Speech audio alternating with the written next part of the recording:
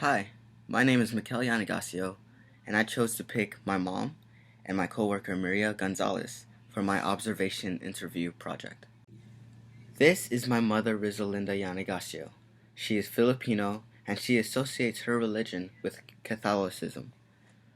She is considered a first generation immigrant in America, and she has adjusted to the American lifestyle while also trying to provide her Filipino background to my family.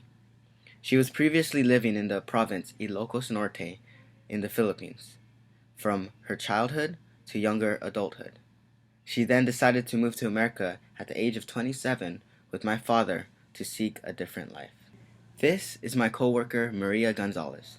She is Mexican and she affiliates her religion with Catholicism, and she is also a first generation immigrant in America. She previously lived in Ciudad Juarez in the state of Chihuahua in Mexico. And similar to my mother, her reasons to move to America was to seek a different life.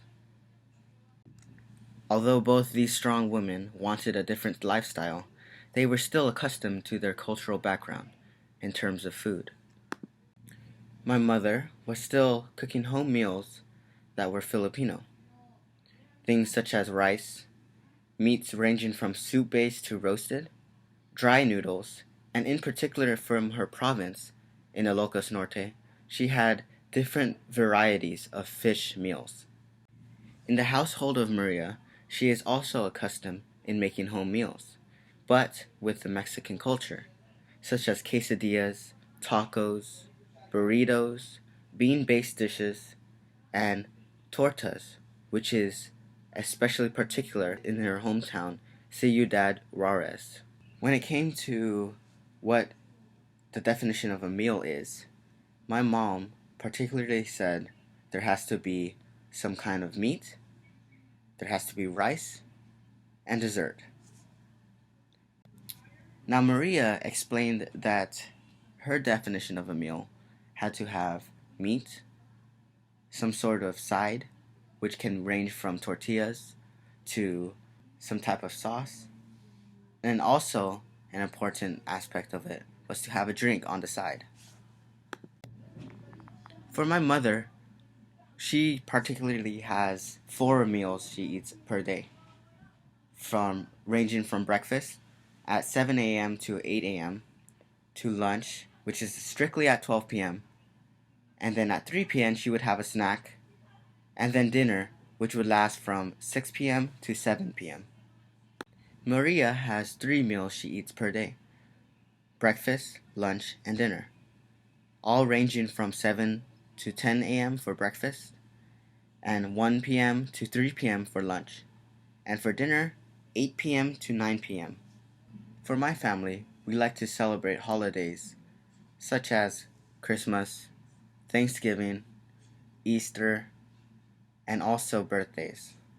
For Christmas and Thanksgiving, we would have the typical American food with the turkey and also with the gravy and laid out like a buffet, like a typical Filipino family.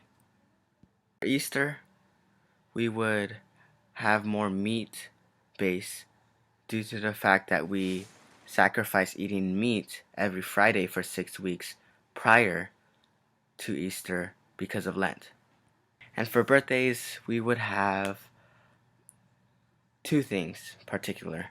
One would be the lechon, which is a roasted pig on a platter with an apple in his mouth, and also pancit, which is a noodle-based dish that has noodles, and it wouldn't be cut. It would be long because it served as a symbol of long life. Maria and her family celebrates slightly different holidays than my family.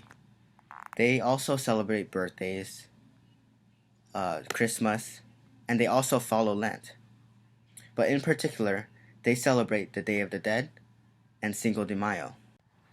In the Mexican culture, during a birthday, the tamales would be a really big portion of the meal that would be served, because this is the type of food that brings people together.